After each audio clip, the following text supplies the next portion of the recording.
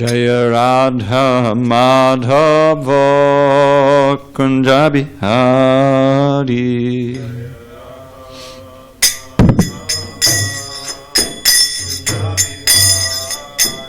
Jaya Radha Madhava Kunja Bihari.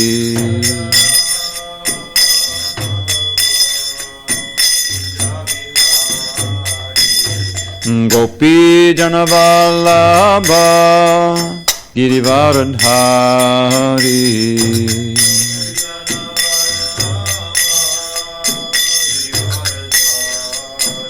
Jaya Gopi Janavallabha Girivaradhari.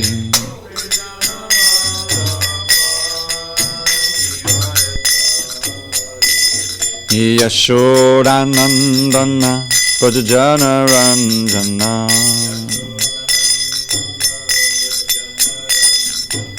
Yashodanandana Prajajana Ranjana.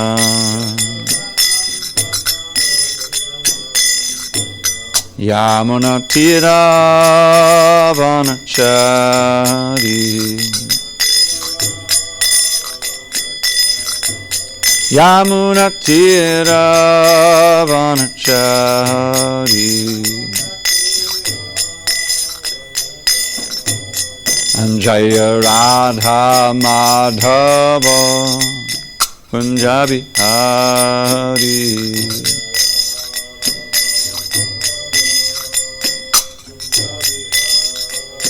Anjaya Radha Madhava Kunja Bihari.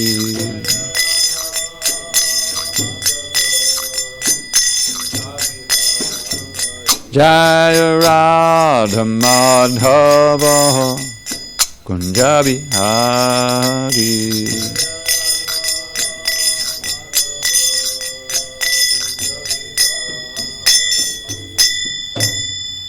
Jai Mr. Pad Paramahansa, Rudikacharya, Ashtotar, the Shri Srimad Divine Grace, Srila A.C. Bhaktivedanta Swami Prabhupada Jai. ISKCON BBT founder Acharya Srila Prabhupada Jai. Jai Om Vishnupad Paramahansa Pradikacharya Ashtotar, the Shri Srimad Divine Grace, Srila Bhakti Siddhanta Saraswati Thakur Jai. Ananta Koti Vaishnava Ki Jai. Namacharya Srila Haridas Thakur Jai. Kundaraj Srimad Bhagavatam Ki Jai. Samaveda Bhaktivinoda Ki Jai. All glories to the assembled devotees. All glories to the assembled devotees. All glories to the assembled devotees. All glories to Shri Guru and Gauranga.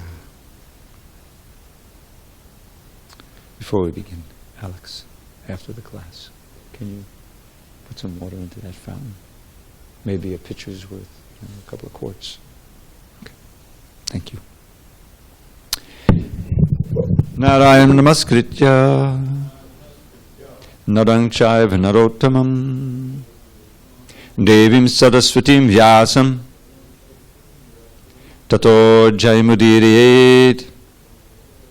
Before reciting the Srimad Bhagavatam, which is our very means of conquest, we should offer our respectful obeisances unto Lord Narayan, the Supreme Personality of Godhead, unto Narayan Rishi, the supermost human being, unto Mother Saraswati, the goddess of learning, unto Srila Vyasadeva, the author, and unto Srila Prabhupada, the translator, commentator, and our spiritual master. Nashta prayesha bhadreshu nityam bhagavata sevaya bhagavatyuttama shloke bhakti bhavati naishtiki. By regular attendance in classes on Srimad Bhagavatam and by rendering devotional service to the pure devotee, all that is inauspicious within the heart is destroyed almost to nil, and loving devotion to the Supreme Lord, who is glorified in transcendental songs, is established as an irrevocable fact. Om Namo Bhagavate Vasudevaya. Om Namo Bhagavate Vasudevaya. Om Namo Bhagavate Vasudevaya. Alex, you're going to need to look on. We have no board.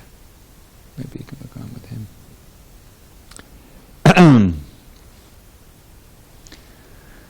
On this 22nd day of December 2019 in SanDiego, we're reading from Srimad Bhagavatam, translation and commentary by His Divine Grace A.C. Bhaktivedanta Swami Prabhupada. And we are in Canto 4, the creation of the fourth order, chapter 21, instructions by Maharaj Prithu, text number 32. Vinirdutashe samano malakpuman asanga bigyan vishesha viryavan yadangrimule kutaketa nakpuna nasangsratim klesha baham prapadyate Vinudutashe samano malakpuman asanga vigyan vishesha viryavan yadangrimule kutaketa nakpuna nasangsratim klesha baham prapadyate Vinirdutashe samano malakpuman asanga vigyan vishesha viryavan yadangrimule kutaketa nakpuna nasangsvatim klesha baham prapadyate.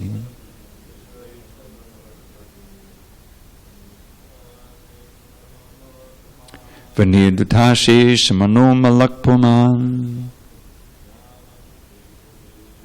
asanga vigyan vishesha viryavan yadangrimule kutaketa nakpuna nasangsvatim klesha baham prapadyate. Santosh. Vinirdutashe samano malakpuman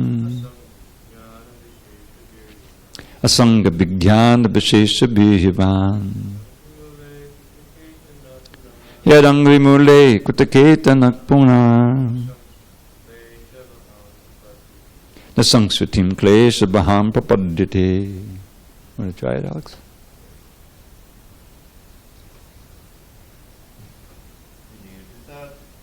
Vinirdutashe samano malakpuman asanga vigyan vishesha viryavan yadangrimule kutaketa nakpuna nasangsvatim klesha baham prapadyate. We are on text 32 of chapter 21 of the fourth canto. Okay. Synonyms. Vinirduta, being specifically cleansed. Ashesha, unlimited. Malaha, mental speculation or the dirt accumulated in the mind. Puman, the person. Asanga, being disgusted. Vijnana, scientifically. Vishesha, particularly. Viryavan, being strengthened in bhakti yoga. Yat, whose. Angri, lotus feet. Mule, at the root of. Kutaketanaha, taken shelter. Punaha, again. Na, never. Sangsvatim, material existence. Klesha baham, full of miserable conditions. Prapadyate, takes to. Translation. When a devotee takes shelter at the lotus feet of the Supreme Personality of Godhead, he, the devotee, is completely cleansed of all misunderstanding or mental speculation, and he manifests renunciation. This is possible only when one is strengthened by practicing bhakti yoga. Once having taken shelter at the root of the lotus feet of the Lord, a devotee never comes back to this material existence, which is full of the threefold miseries. Purport.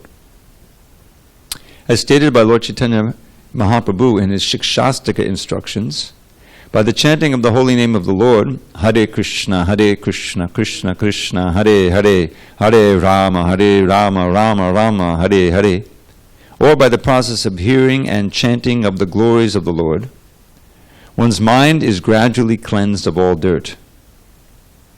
Due to our material association since time immemorial, we have accumulated heaps of dirty things in our minds.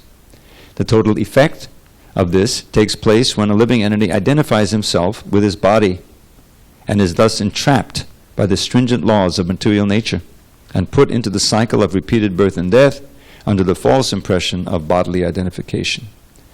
When one is strengthened by practicing bhakti yoga, his mind is cleansed of this misunderstanding, and he is no longer interested in material existence or in sense gratification. Bhakti, or devotional service, is characterized by vairagya and gyan. Gyan refers to understanding that one is not his body, and vairagya means disinterest in sense gratification. These two primary principles of separation from material bondage can be realized on the strength of bhakti yoga.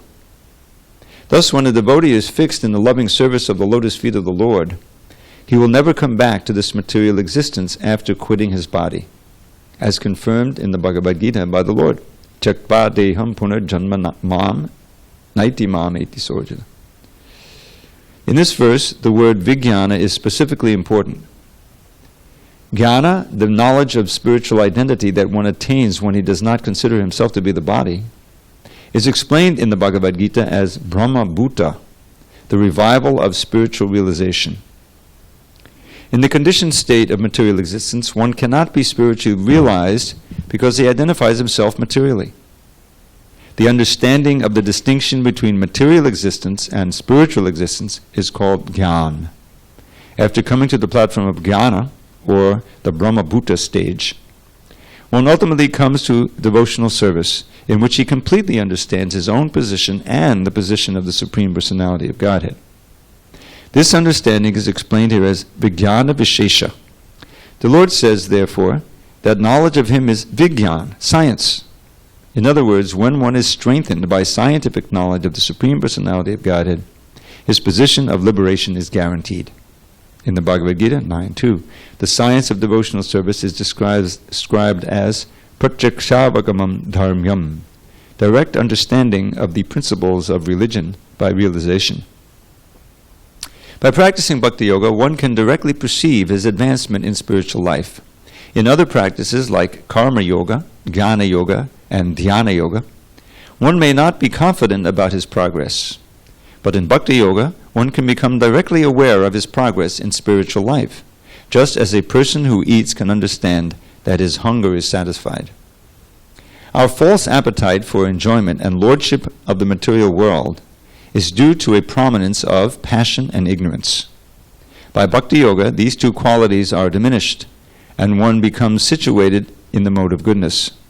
Gradually surpassing the mode of goodness, one is situated in pure goodness, which is not contaminated by the material qualities.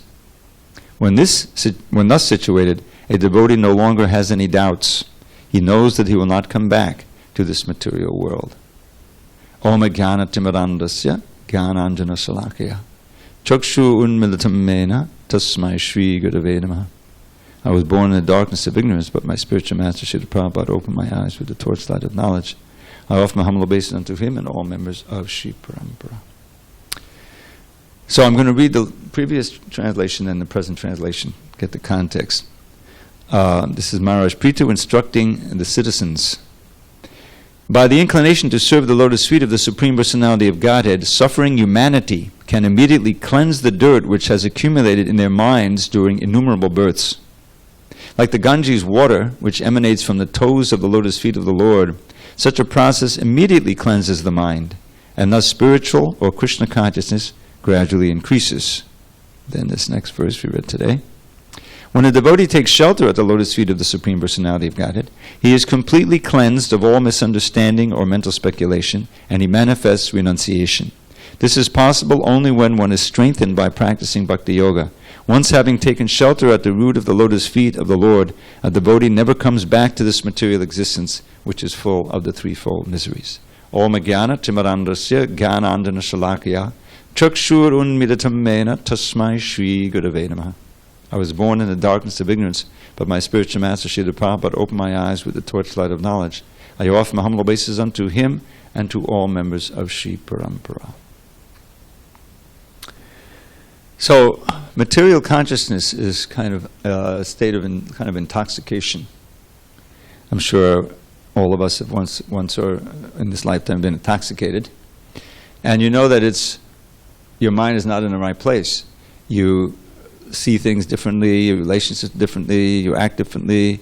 It's a different state of consciousness, and in that state, you may not even realize you're intoxicated. You're different. You just take it as your natural state. And that's what we have in the material conditioning, is that birth after birth, we're in a very covered state of consciousness, especially the lower life forms. One can imagine this is what the life of a dog is like, how reduced and crippled is such a consciousness is. And a dog, I mean, comparatively speaking, is fairly advanced among all the species. But just, identifying himself as a dog and seeing, there's my master, there's something to eat, there's an attractive female dog, all kinds of things like that. And never, ever coming to the point of considering these kind of questions, what is life all about, is there a God, never. So we were in that state. In other words, we've come up through those species, and now we're in the human form of life. But in the human form of life, ordinarily, a conditioned state, one is infected with these modes of nature, and that clouds one's understanding of everything, of who we are, what the world is, what a relationship is. And of course, we have no idea that we're in that state. We just think this is normal life. So, coming to Krishna consciousness means, first of all, understanding that I really don't have an understanding of who I am and what the goal of my life is, and I need instruction. I need to have instruction. And that instruction, if we're fortunate enough to come in touch with the genuine knowledge of the Bhagavad Gita and the Srimad Bhagavatam as given to us by a realized soul, that knowledge includes instruction on a method of practice, by which we can practically come to a higher state of consciousness and wake up from the long time of sleeping. So there's many places in the Bhagavatam that this is described, this cleansing process, and in this purport I can hear echoes of them. Prabhupada is really citing various verses, not so much by the Sanskrit, but by the meaning. And the first one is right at the beginning of Bhagavatam, second chapter, first canto.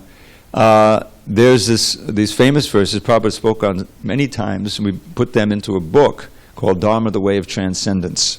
And it's a book a format that we used in several other books, the teachings of Queen Kunti, the teachings of Lord Kapila Dev.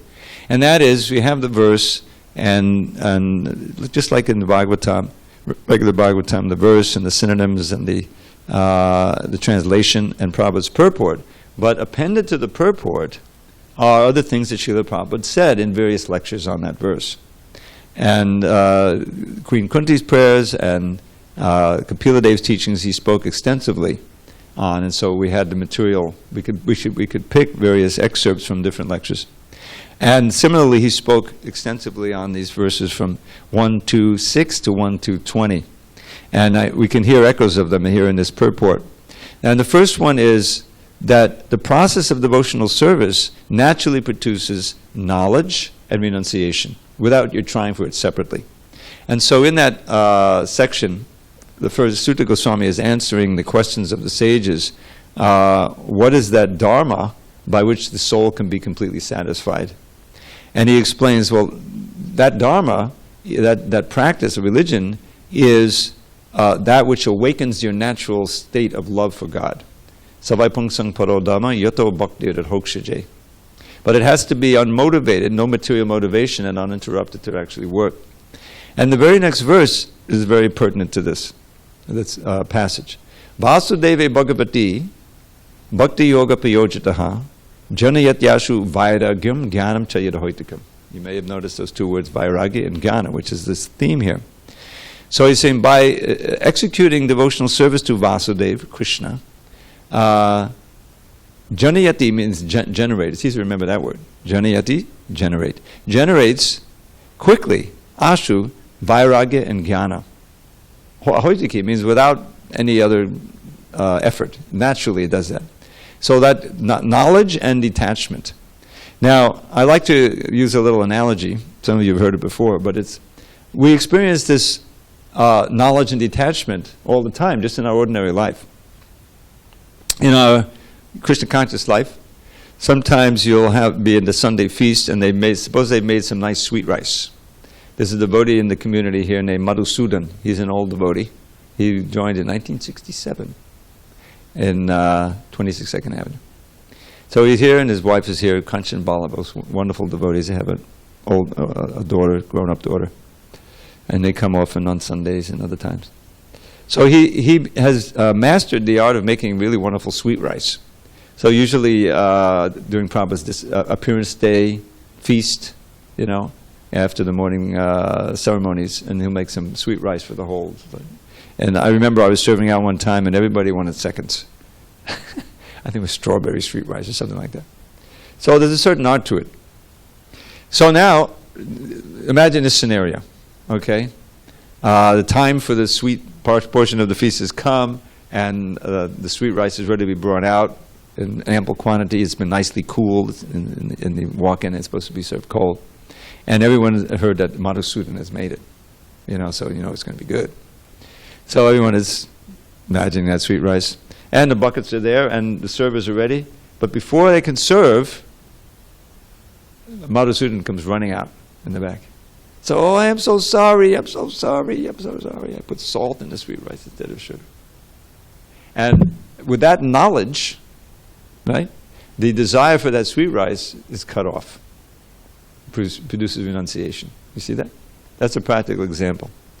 So, and the process of education, ordinary education, is also attempting to do that. When kids grow up, we all have experience, they try to instill some kind of moral understanding and common sense, Don't when you go into the street, look left and right, because the car may be coming.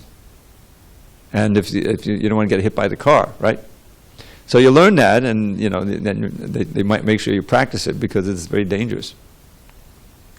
So that knowledge is meant to produce a certain behavior in you, and you become really careful about that.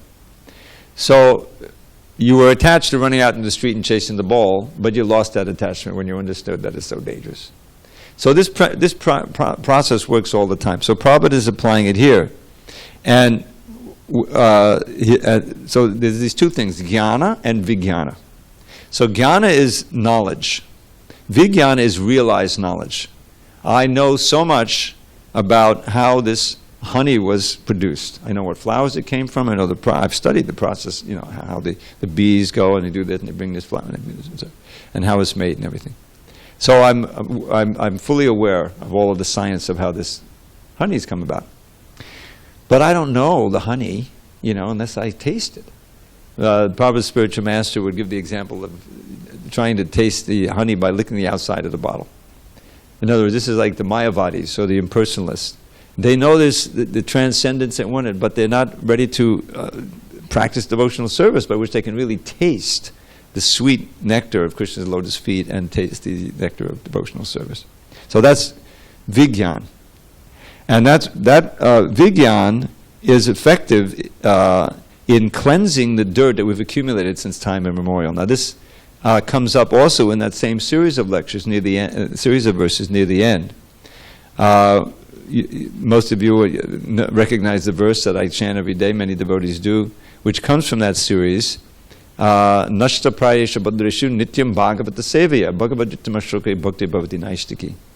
So that's describing coming to the platform of nishta, or firm faith, by the cleansing process of devotional service. Now, how is that going on? Krishna, he's cleansing from within the heart. When he perceives that we're hearing with the proper devotional attitude, receptive attitude. And so that's the previous verse. Shrinvatam sukata Krishna punya shabana kirtanak ridyandaksto yabadani vidunoti suritsatam. Now let's look at the verse we read today. Vinir dudashesha. You see that? Duta? Duta means to cleanse. And vinir duta, being specifically cleansed. Prabhupada uses this word specifically to mean especially, oftentimes. In other words, thoroughly. So that's what this verse is about. Near the end of this whole series, when he describes how you can attain a taste for hearing. We need to attain that taste for hearing. That applies to everything we hear, and beginning with the holy name. You know, the mind is fighting it because the mind is conditioned. It's looking, well, why listen to this repetitive name all the time? You know, listen to something, think of something, do something. You know, interfering with the receptivity to the transcendental sound. When we're able to quiet the mind and just hear, then the cleansing process proceeds very quickly. So that's what this verse is about. Shrinvatam swakata Krishna. When Krishna, he's the subject, Prabhupada mentions that, he's nominative in this case, he uses that word. In this verse, Krishna, when he perceives the devotee is hearing very nicely, Shrinvatam swakata, his own kata, Krishna kata. Shrinvatam swakata Krishna, which itself, that sound vibration is punya shravana kirtana. Just by hearing and chanting, you attain piety. In other words, that makes you pious, that makes you more receptive to bhakti. Ridyantaksto abhadrani vidunoti. That Krishna is situated in the heart. Ridyantaksto abhadrani vidunoti. He completely cleanses away the abhadras, or the inauspicious things in the heart. Why? Vidunoti surit satam. Because he is the best friend of the devotees, of the sincere devotees, the honest devotees. So that's what's going on. The sincere practice of bhakti, centered on hearing and chanting, is cleansing our hearts and bringing us up to the platform of Brahma Bhuta. That's mentioned in this purport, which is above the modes of nature.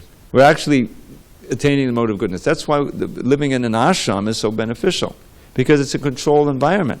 The idea is that the ashram is a shelter where you can attain advancement quickly, because all of the distractions and the impurities are meant to be absent.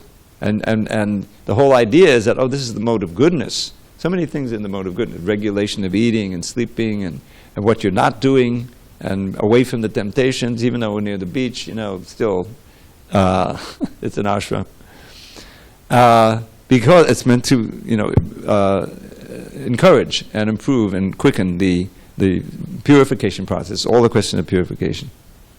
So, vinir duta ashesha mano mala. Mala means impurities, dirt, in the mind, mana, for a human being. Ashesha, endless varieties of them, unlimited varieties, is specially cleansed, quickly cleansed. Asanga means being disgusted. One becomes, asanga is attachment, asanga is detachment.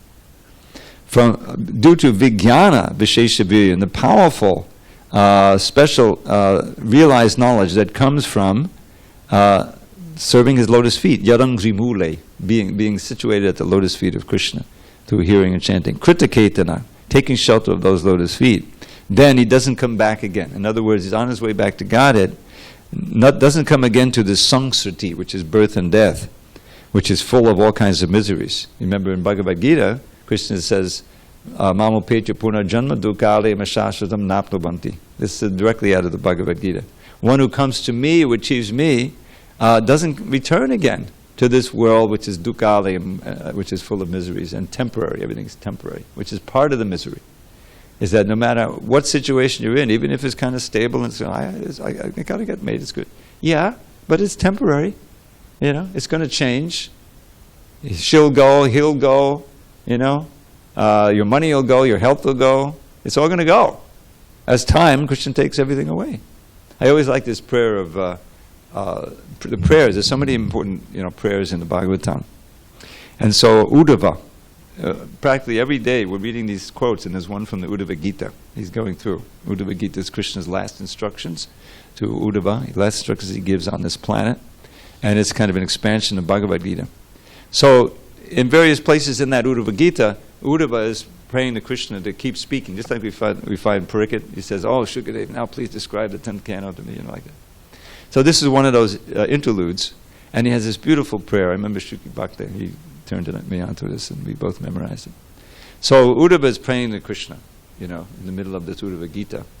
He says, "Dashtam," he's taking the role of a conditioned soul. "Dashtam janam sampatitam vilesmin kalahina chuddasukorutasham samudharayanam kripayapa vargaya vachobirasincha mahanubhava." He says, describing himself, describing all of us, I have been bitten by the snake of time. Dashtam janam, this person, Dashtam janam. I've fallen down into the snake hole of this material world, and I'm threatened by the snake of time. In other words, with destruction, everything. And yet, and here's the very kind of piquant instruction. Chuddu sukoratasham. Still, in spite of being in this situation and knowing about it, I have this strong thirst for insignificant material happiness. Chudra sukha means insignificant, flickering maya sukhaya, which has been bewildering us since time immemorial. Udutarsham means a great thirst. So this is our situation. How to get rid of that thirst so that we can get out of this hole, this snake hole of the material world, and won't be bitten by time. In the spiritual world, there's no time. There's only the eternal present. No past, no future. So he says, Samudharayanam, please completely lift me up out of this snake hole. Kripaya, out of your mercy. Apavargaya vachobya, by speaking to me your words which bring apavarga. This is a very nice word. It means liberation, but it's especially been analyzed by our acharyas, syllable for syllable. Vachobya asincha mahanubhava, sprinkle upon me your nectarian words which will give me the liberation, instruct me in devotional service. Mahanubhava, oh great Lord. So that instruction from Krishna, this is all Krishna's instruction, whether it's Bhagavad Gita or Bhagavatam, Chaitanya Charitamrita, it's all coming from Krishna. Vyasadeva is an incarnation of Krishna. Lord Chaitanya is an incarnation of, directly, expansion of Krishna, or he's Krishna himself. So, that's what we need, and that's what's described here.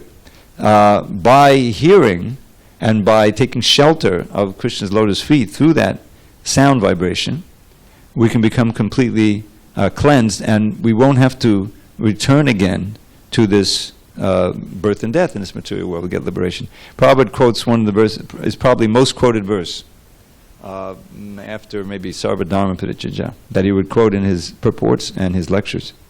Janma karma cha me divyam, evam yoveti tattvataha, chakva dehum punar janma naiti mameti sojana. Notice that word punar is in this verse, means again, come back. So in the 4th chapter, after Krishna describes why and how and when he comes to this world and speaks the Bhagavad Gita, he spoke it millions of years ago to the sun god, now he's speaking again to Arjuna because he's non-envious, and we're also hearing it, trying to be non-envious. The result is, if you become enlightened and you understand in truth Krishna's appearance and his lila, his activities, Jamma Kamachame Divyam, my divine lila and birth, then you don't have to come back again to this world. You'll get liberation. So that understanding, that's real vigyan. It's not just knowing the facts, but it's realizing it as Prabhupada is scientifically. So this combination of jnana and vairagya, this comes up also with Lord Chaitanya. Lord Chaitanya is Krishna, and he has to be teaching the same thing.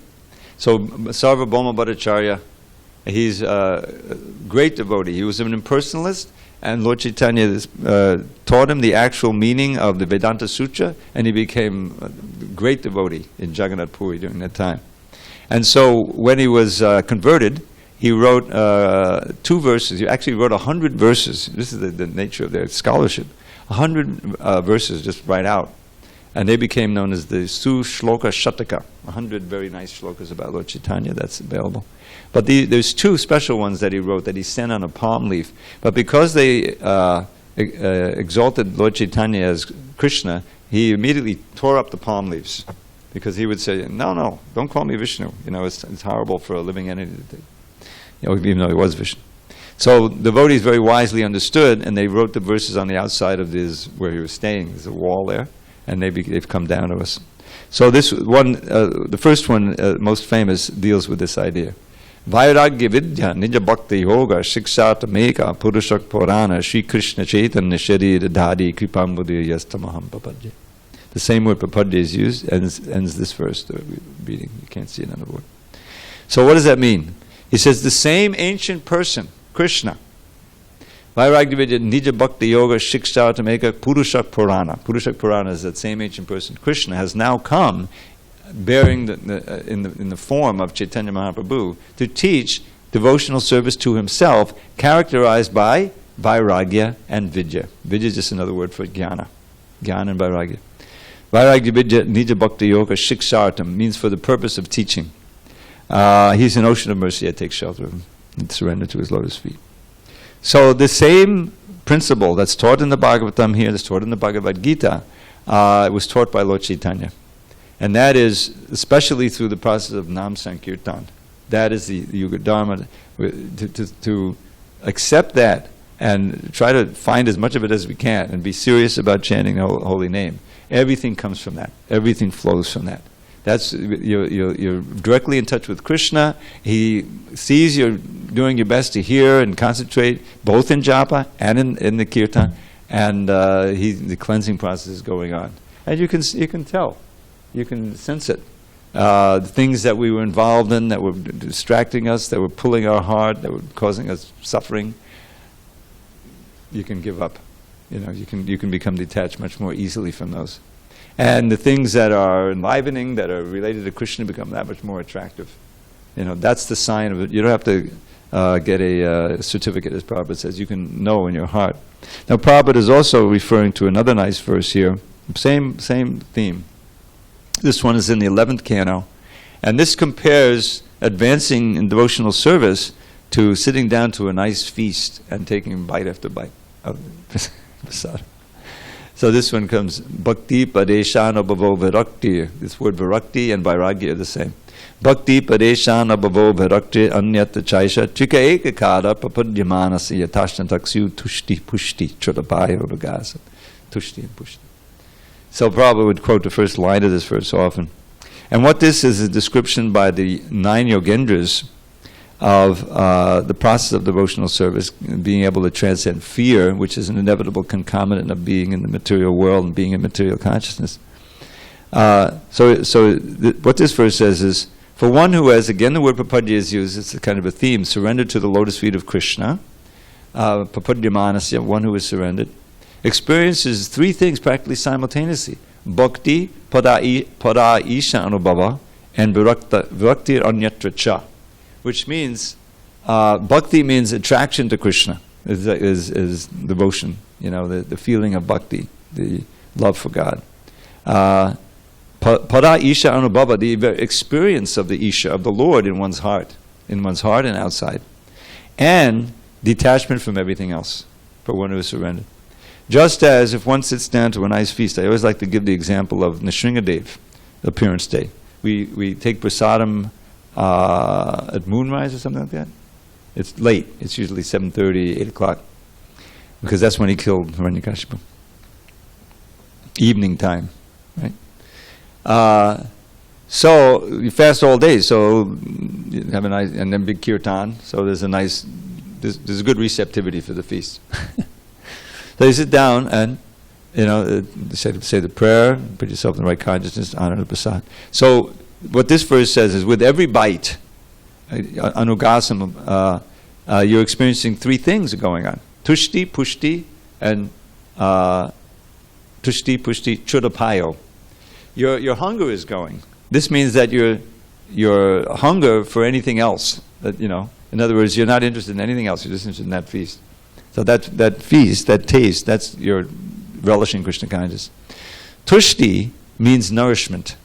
No, excuse me. Tushti means pleasure. That's the bhakti.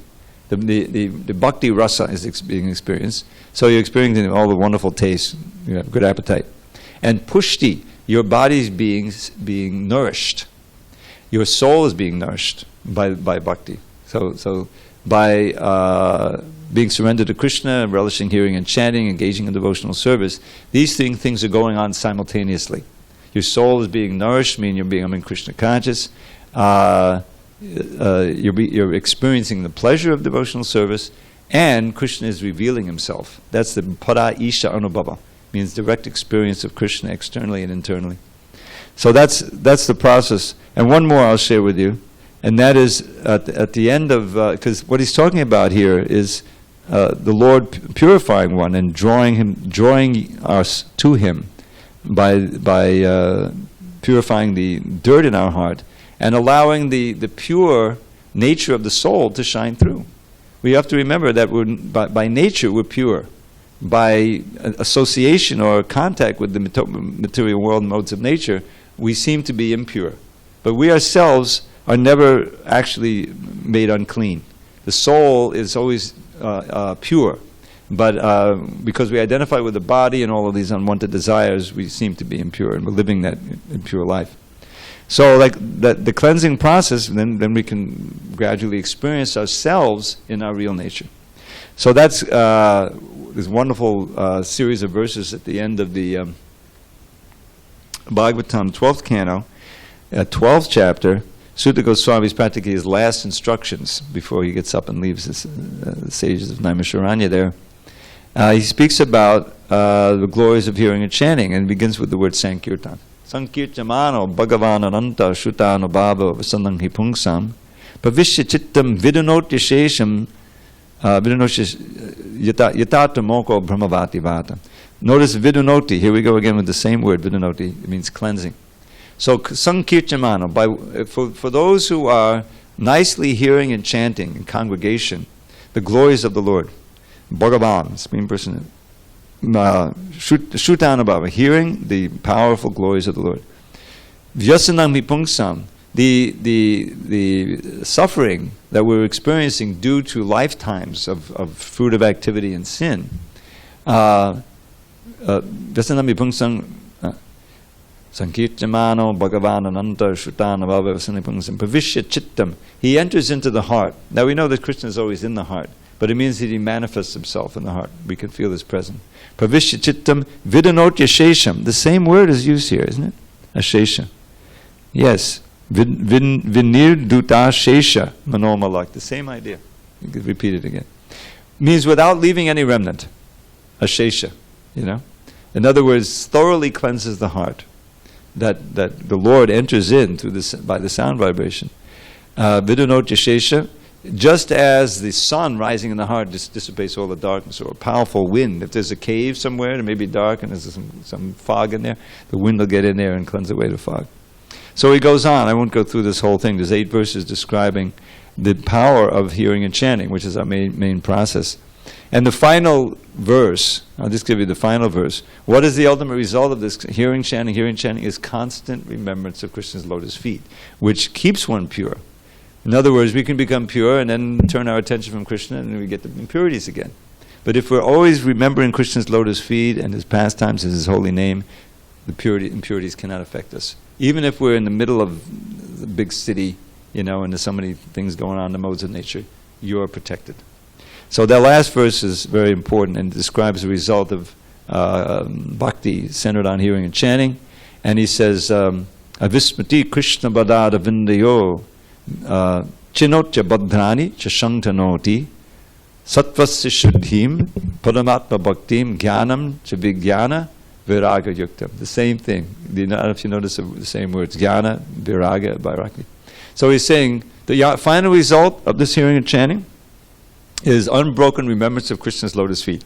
Avismati, without forgetfulness, Anvismati Krishna Padada Vindayo, which produces these wonderful effects. And he lists them. First is Chinotya Badhrani, cleansing away of all abhadras, all impurities in the heart, lust, anger, greed, illusion, envy.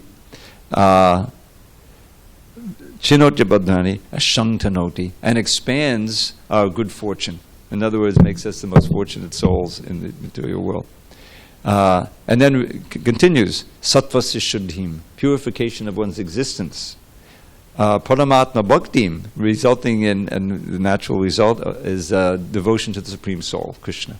Characterized by these three things: jnana, speaking about knowledge; vijnana, realized knowledge, scientific knowledge; and virakti, vairagya, detachment. So the Bhagavatam is completely consistent. So that's the wonderful instructions here that Prithu has given his citizens, and there's some instructions we should also take to heart. Any questions, comments on this? Dharma? Right behind you is the mic. Read this correctly. So Arjuna, he's a Sattva, he's a pure devotee of the Lord. You say he's a Sat, give me the Kshatriya. Kshatriya, I'm sorry. Yeah, Kshatriya. and so passion, he's influenced by passion, but we understand him to be a pure devotee. So, but the understanding is that you have to transcend the modes to be a pure devotee, basically. So how does that work? How does that work? Well, it's interesting you mentioned that Arjuna, of course, is an eternal servant of Krishna, friend with Sakya Ras, life after life. So the way we understand it is that even lust and anger can be used in Krishna's service. You know, just like Krishna says, Dharma Varuddha Buddha Shu Kamasmi Bharatashava. That I am that sex desire that is not contrary to religious principles. So there's a place for that. As Prabhupada says in this lecture, I always forget, I remember this one. So, well, after all, every one of our great acharyas had a mother and a father. They were born, through sex. So that's not evil. It's not bad, but it has to be used as a tool, just like a surgeon uses a scalpel, and there's a lot of training and so forth before he's given that scalpel could actually do on a human being, right? Because through the knowledge, it's being used for good, whereas the robber is stabbing someone. Same thing, but for different purpose. So Arjuna, being a devotee, in spite of his training as a Kshatriya and his prowess as a Kshatriya, he felt compassion for the other side. This is why he didn't want to fight. I mean, the most amazing part of that first chapter is his solicitude, if you will, for the sons of Dhritarashtra, who were led by Duryodhana. They conspired in various ways to assassinate them. Sending him to this house, try to burn him alive, poison him, and all this stuff. And here's the verse, there's no way I can live on this earth without the sons of his cousins. This is a blood relationship, I don't want to live without them. It's like, the ultimate example of forgiveness, right? So he's displaying all this, but that's not the service Krishna wants. In other words, okay, I'll go off to Vrindavan, and just chant, right? And Krishna says, no way, That's not the service I want. Therefore, it's not really service. It's what I want in the name of yoga. See, so Arjuna, after the Bhagavad Gita, he's remember. There's so many instructions where Krishna says to Arjuna, right at the second chapter. What is it? Labha labha jaya jaya. Just fight for the sake of fighting. Don't be attached to the result. There's so much instruction like that, right? In other words, rise above the modes of Arjuna and be situated in devotional service. And then employ your skill. It's just like we saw with Srila Prabhupada.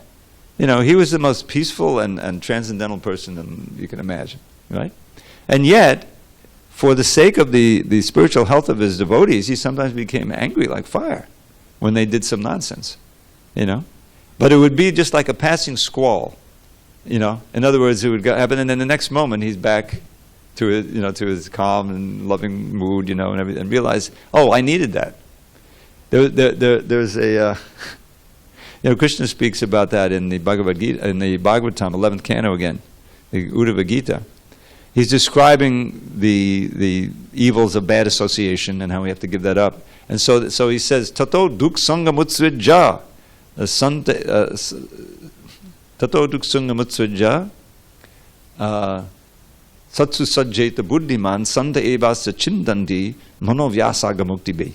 This is very important. So he's saying, therefore, one should give up. I mean, give up means throw far away all bad association.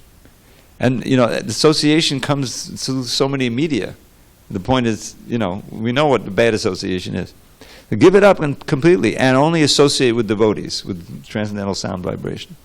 Santa, the saints, the devotees, Santa evasya chindandi manovyasaga mukti. With their words, cutting words, they will cut out these strong attachments in one's mind.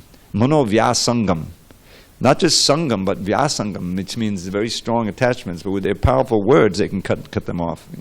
It's like a scalpel taken on you. So, what is this? This is anger. They're using something to become angry. We need that. So he's using that as a tool. Similarly, Arjuna could use what you call the mode of passion.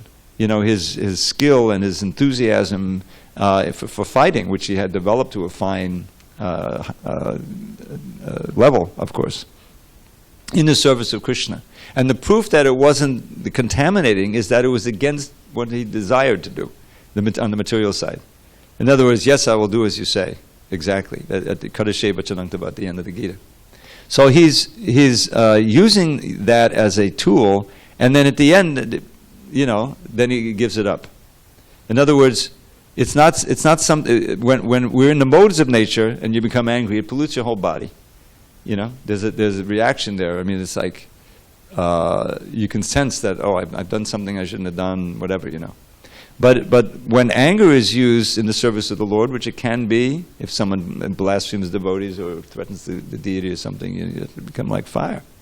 And then afterward, if you're Krishna conscious, you can let that go because now you're among the devotees, and in other words, it's under your control. It's like an instrument, it's like a scalpel. So that's how we understand Arjuna's anger. Yes, he had to be angry. But that was anger for Krishna's sake, and therefore it's not polluting, but it's purifying.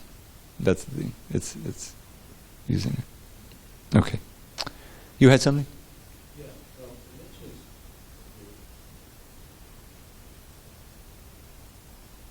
Yes. Yeah, hold it. Okay, go ahead. It mentions in here 3 other kinds of yoga. Karma yoga, I know what that is, but jnana yoga and dhyana yoga. And jnana yoga.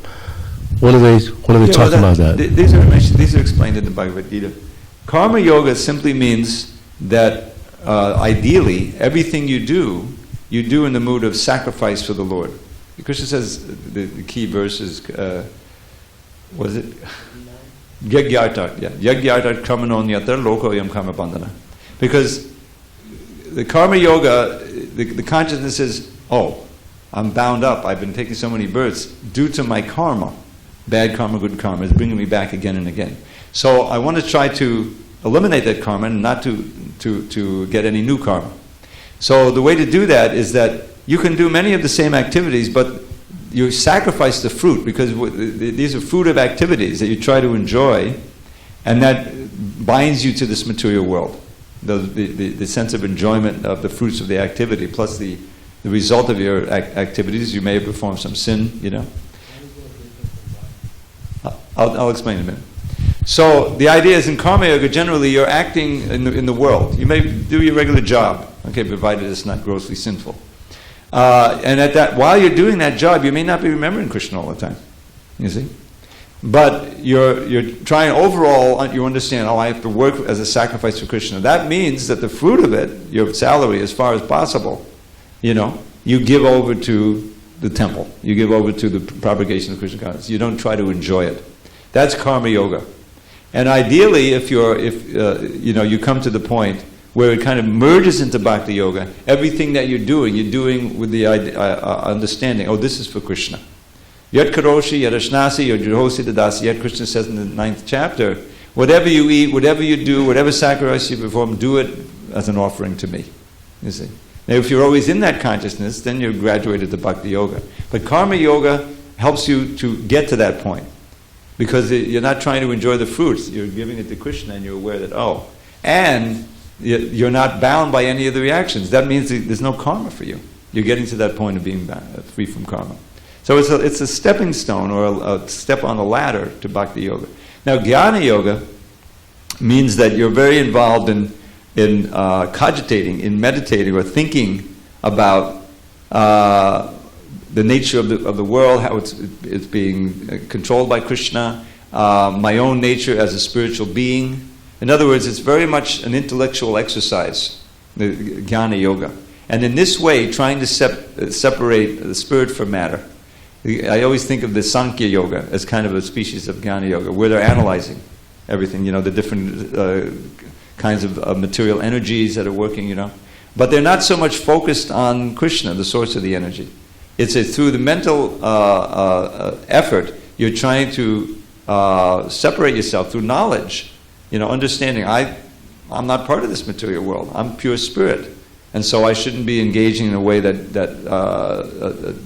keeps me attached to these things. So that's also there. In the Bhagavad Gita, you'll find chapter 5 and like that. And then dhyana simply means meditation. Dhyana Yoga is described in quite a fair amount of detail in the 6th chapter of Bhagavad Gita. And that's where you go alone and you really work on detachment through pratyahara, withdrawing the senses. You got to get your asana down. There's moral principles, do's and don'ts. And then you're drilling the respiration in order to calm the mind. The whole idea is you're working directly with the mind, because the mind is what keeps us bound to this world, attachments of the mind. It's very powerful. So by various techniques, you're able to gradually bring the mind under control and focus it on the supreme, generally the Paramatma in the heart, the super soul in the heart. That's Dhyana Yoga. But Arjun rejects it. It's too difficult, to directly work like that. We need another process of yoga. And then you begin with the 7th chapter, and that's where Bhakti Yoga starts to be described. Okay, so that sounds like what you have to do if you're married. All three of those things sound like what you have to do if you're married, because you can't do Bhakti Yoga if you're married. Well, that's not true. Oh no, okay, that's what the distinction. You can do Bhakti Yoga, but there are other responsibilities that you need to take care of in marriage, and there's a way of doing those as far as possible in a Krishna conscious way. There's a lot of instructions of the Grihastha ashram that we're not going to get into right now, but it's an ashram. There is a way of being. Prabhupada pointed out, we have great devotees who were married. Lord Chaitanya's devotees, most of them were married. They had wives, they had children. But they were great devotees, some of them pure devotees. Bhaktivinoda Thakur, the father. So you can still achieve, it's a mental state. It's not the fact that you're married and you're committing the acts because you're not in an ashram. It's just the mental state you have to reach is harder. It has to be restricted because the whole idea is there's rules and regulations that are put in place to gradually wean you away from all the attachments that are naturally there in household life. So it's a process, but it's possible. It can happen, but it involves also initiation, taking vows, and being very serious to detach yourself. Just a lot more work when you're married. It's harder. Yeah. That's why Prabhupada said for the when there was so many young men joining, and he was always recommend, if possible, to stay brahmachari and go right there from there into the sannyasa ashram. Okay. So that's more advantageous, but from wherever one finds oneself, then one can progress in devotional service. You shouldn't think that you can't. It just may be a little more difficult and more involved.